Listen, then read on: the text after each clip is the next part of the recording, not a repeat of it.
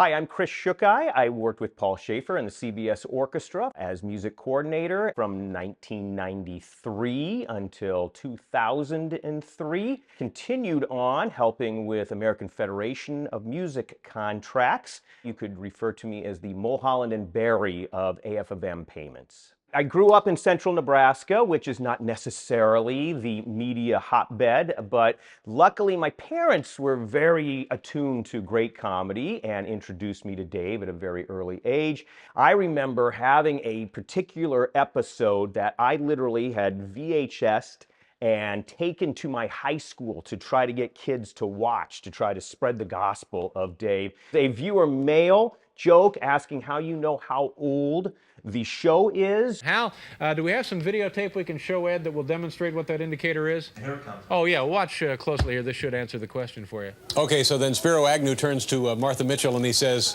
why don't you take a nap? Say hello to Paul Shaffer, folks. Hi, Paul. Christmas at Late Show was unlike any place else, and of course, it focused on the Darling Love performance. Starting in late November, we would start to get choir members, string sections, extra musicians. It became, and rightfully so, this holiday tradition that obviously still stands, that people remember as fantastic television that brought you into the holidays.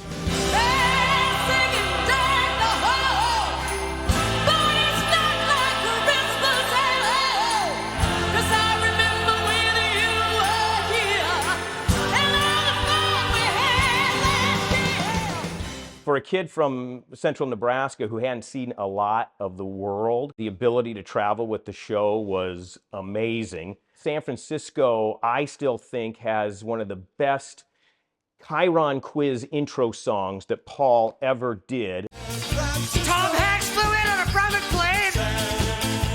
Wednesday, the guest was Dean Cain. Wow, what was that? That's San Francisco by the Village People. Oh. Tom Hanks flew in on a private plane. Wednesday, the guest was Dean Cain. Wow. The memories I have of London were Chuck Berry needing to get paid in cash before he would perform. I don't think anybody had dollars on them there in London. He was not going to budge.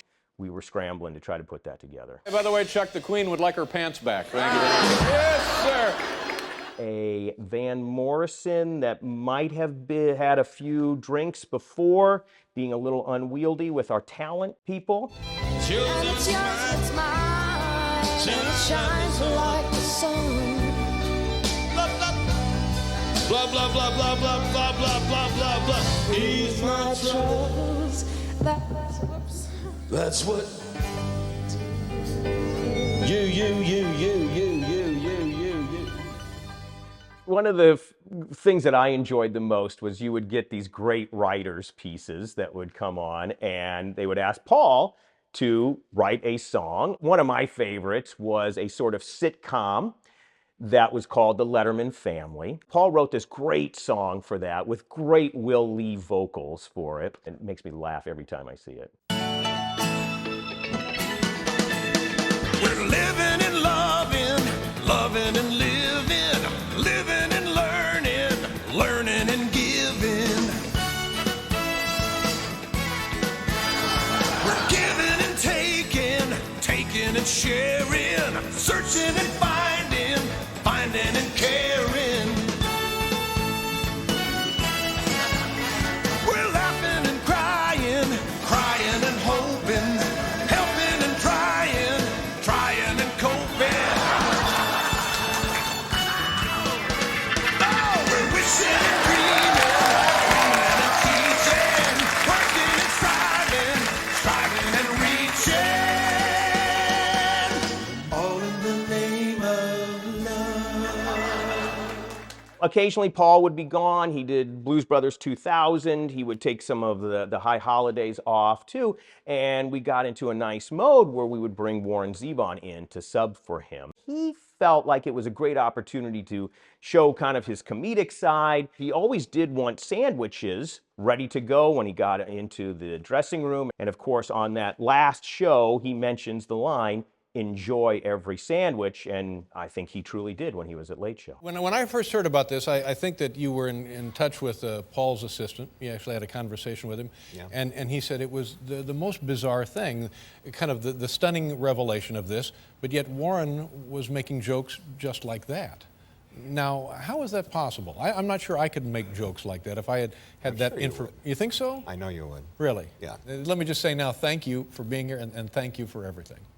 Thank you. Occasionally, we would do these remote pieces, and it was going to be new for spring. Problem number one for new for spring was that morning it actually snowed.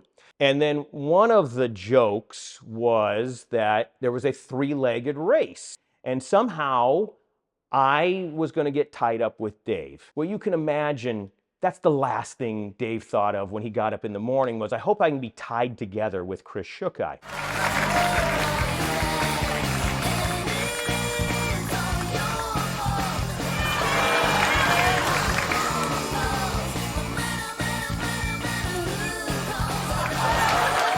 You'll remember in the 90s, long-distance services were huge, and Saving Private Ryan was a big, giant movie going on. So one of the writers had this idea to combine them and do this big theatrical piece that ultimately turns into a long-distance commercial. We shot all day on Friday, and it is pouring rain, and it does not let up. It was the wettest, the coldest, and how I escaped pneumonia in that shoot, I will never know.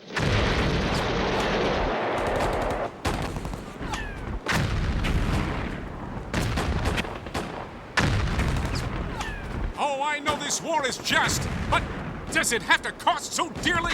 I know one way to save money. What? Just dial 1010 456 before every long distance call. Is that right?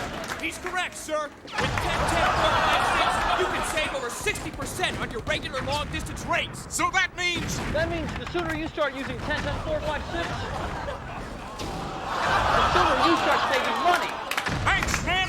Now let's go beat those Nazis.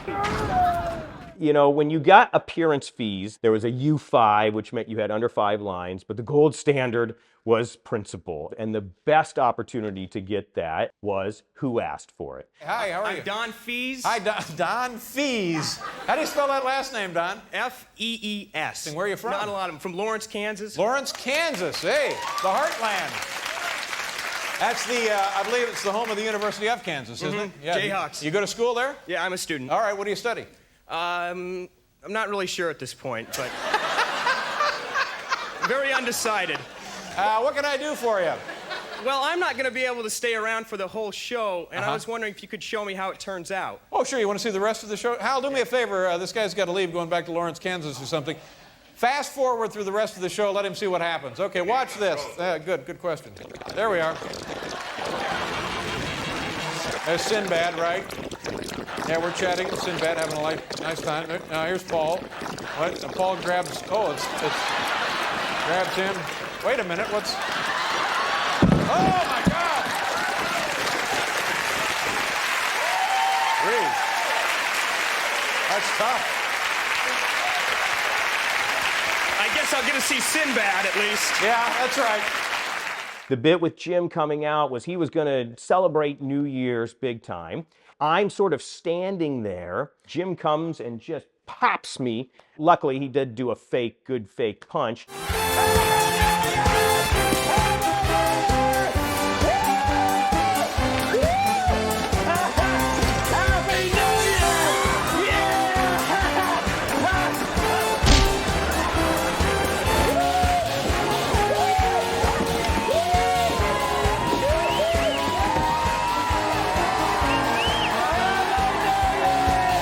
A lot of times people would ask, well, where do you stand during the show going on? And myself and Michael Ferranti, who also helped with the band, would be to the side of the band so that we could be accessed very quickly if there were any issues. So what I still get more than anybody seeing is the Chris Farley intro.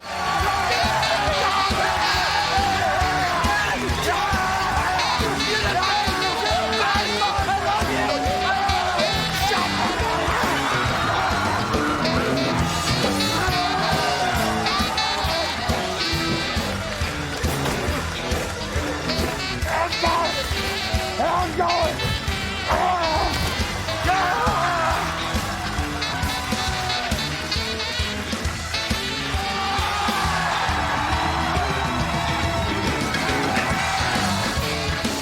I think this was a Carter and Craig bit. It was Alan Coulter going around and punching people, and it started with one person and then continuously would build. They'd run the exact same people and then add people to it. It turned out to be a great segment for me that ran throughout the entire summer and gave me some wonderful appearance fees that helped with my wedding costs. Got any messages for me? No. Uh-huh. Hey, Chris.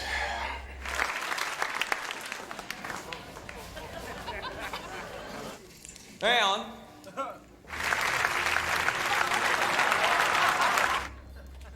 Hi, Alan.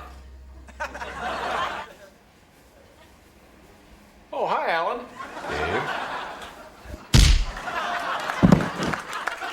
When the CBS Orchestra did Jimmy Fallon last year, Jimmy talked about how Paul's laugh was an indicator that, oh, this is really funny. There are just so many times where you hear him laughing on the side and you just think, oh, well, that is super funny.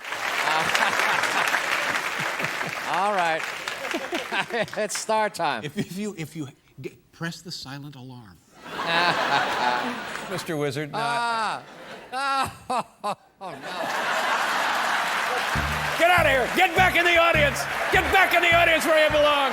What are you sneaking up here on me like that? Paul often, he had one of, if not the hardest job on television always. He could read Dave's mind almost as well as anybody could. And I think a great example of that was this band that came on, and the lead singer is shimmying around and singing. Dave's loving that, and he goes, give me a little more of that. Well, this band doesn't know what he's asking for. So Paul, with just not even a second hesitation, knows exactly what Dave wants, and Paul gets down there and shimmies on the ground just perfectly.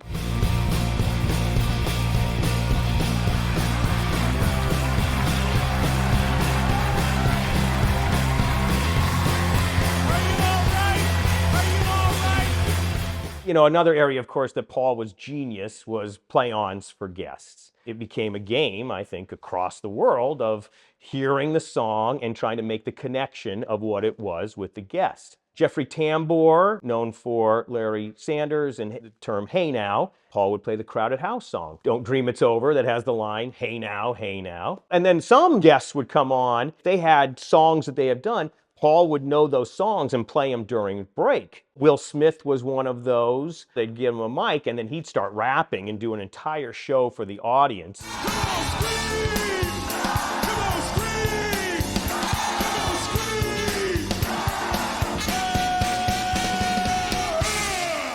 Yeah, the Cape. It started very organically where Paul just kind of came out of the pit and was sort of singing this song and dropped to his knees and just kind of for a show for the studio audience, not even part of the actual show. Dave was so charmed and tickled by this that they thought, well, this is a great idea and let's do a Cape. Paul committed to that drop to the stage floor. We needed to get him some knee pads for that because the first couple times when he didn't have those, that was hurting him. He wanted to do a drop to the stage floor. And then my favorite always would be as he was being led out by whatever celebrity, he would sing their name. And it was funny to see then the reaction from each celebrity as they stood there and held the Cape.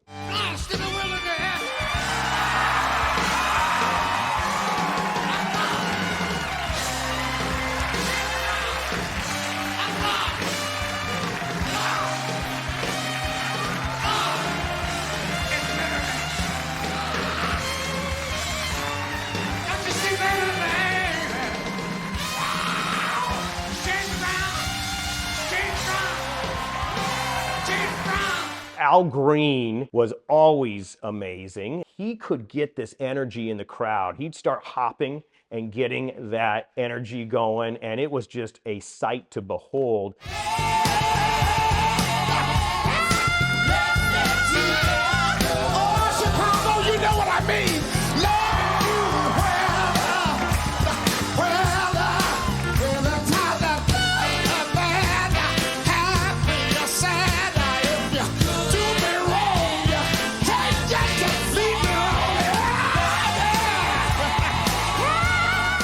It was Pete Townshend's solo. There was this energy coming off of his guitar. You could just feel in the room. It's almost impossible to articulate what that is when that would hit, but boy, you just knew it because you felt it in your bones.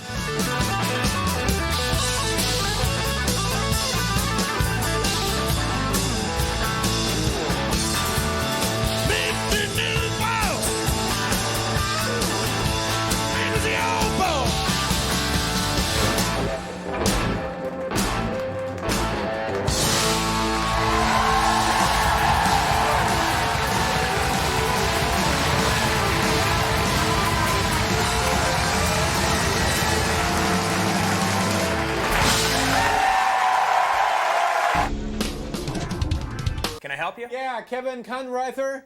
Yes? I just flew all the way from New York City. Yeah, I thought you were hanging from a ledge. Oh, that letter was just a joke. A joke?